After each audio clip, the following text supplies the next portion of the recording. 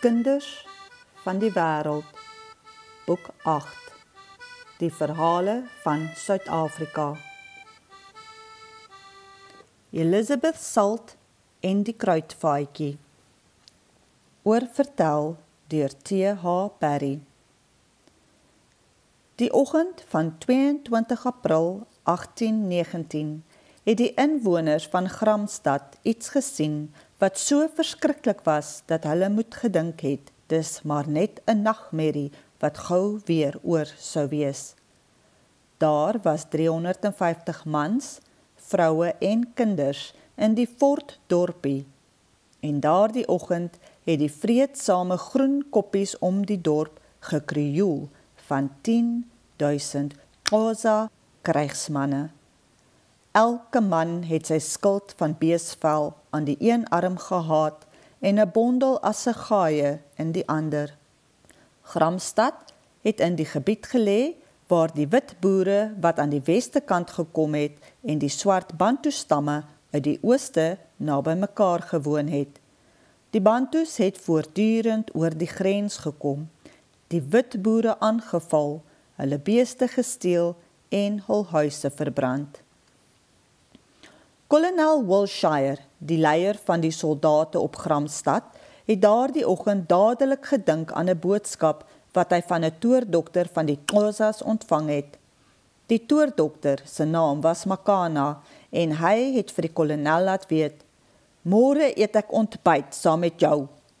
Makana het hom goed klaar gemaak om die fort op Gramstad aan te val.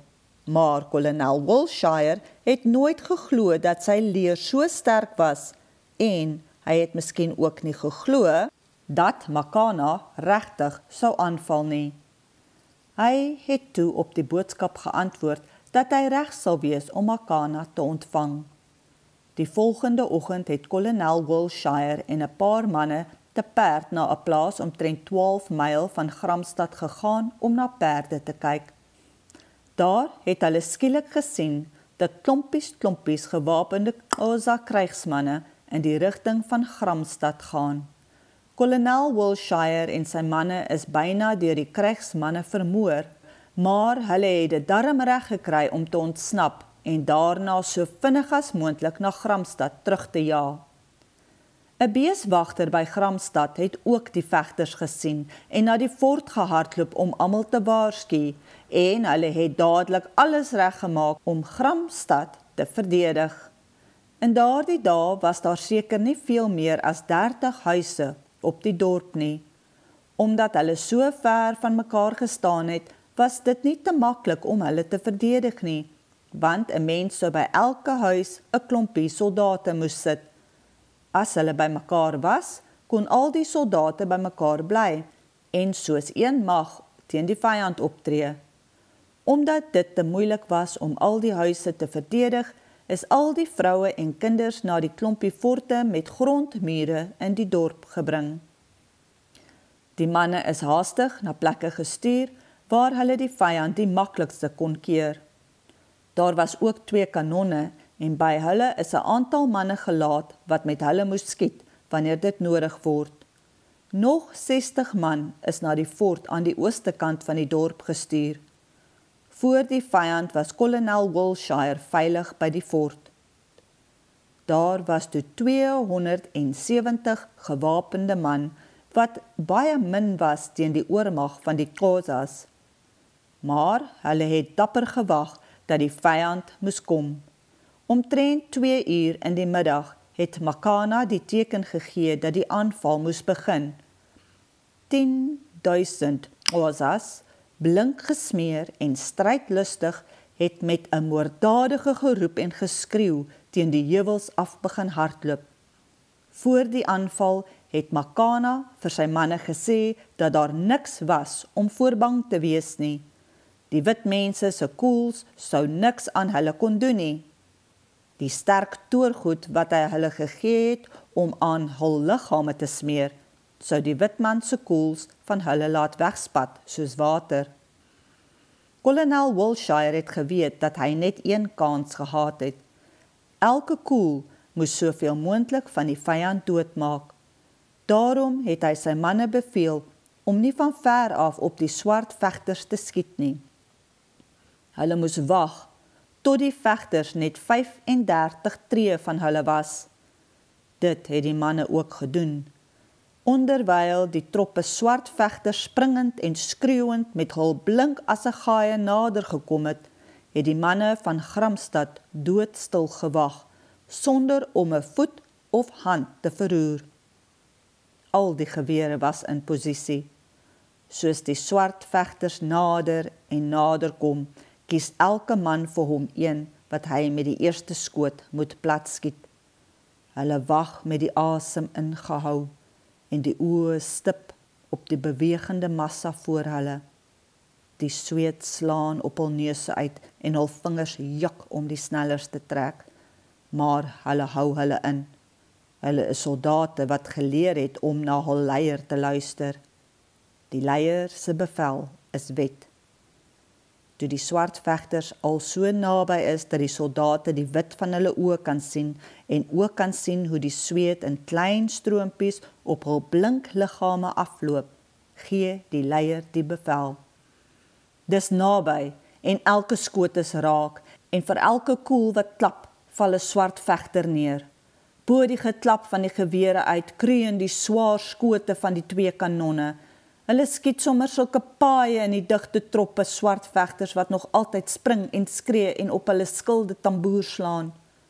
Al is die Xhosa so naby, kan hulle nie veel doen nie, want Makana het gesê hulle moet die lang stele van hulle assegaaie korter maak, sodat hulle van naby daarmee kon steek.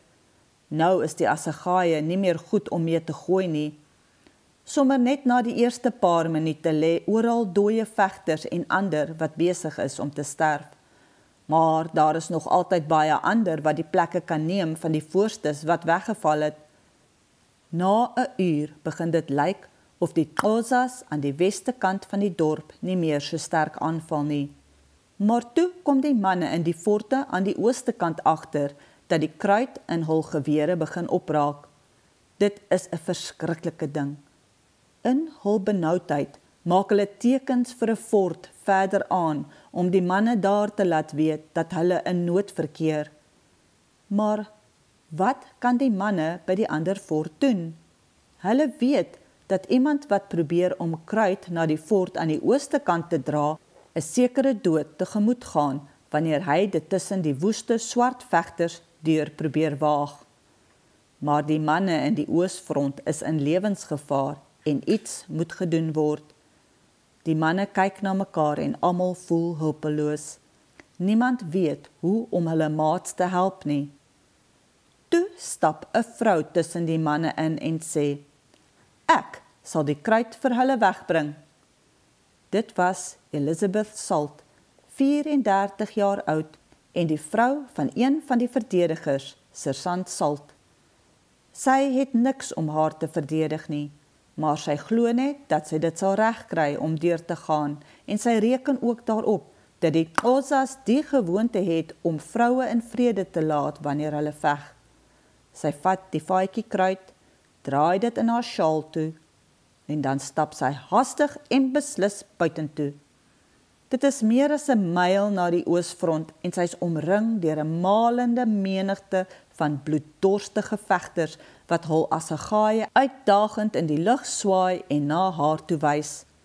Maar sy stap reguit aan, sonder om te kyk, en sy gaan lewer haar kosbare vaatjie buskruit by die soldate in die oosfront af. Die geveg duur nog 'n ruk en op die ou end lê 1500 dooie vegters van die Xhosas oral op die slagveld rond. Dit breek die moed van die aanvallers. Eers word dit duidelik vir die manne in die fort dat die Xhosas nie meer so vinnig en beslis kom as voorheen nie. Dan sien hulle dat klein klompies agterlangs begin staan en naderhand terugdraai en wegstap. Dit is die begin van die einde. Die volgende oomblik draai almal om en vlug teen die heuwels uit so vinnig as hulle kan. Die mense vertel dat die klein stroompie wat deur Gramstad loop daardie dag rooi geword het van die bloed van die baie swaar gewonde soldate wat in die diep poele probeer wegkruip het. Elizabeth Salt het 'n beloning ontvang vir haar dapperdaad.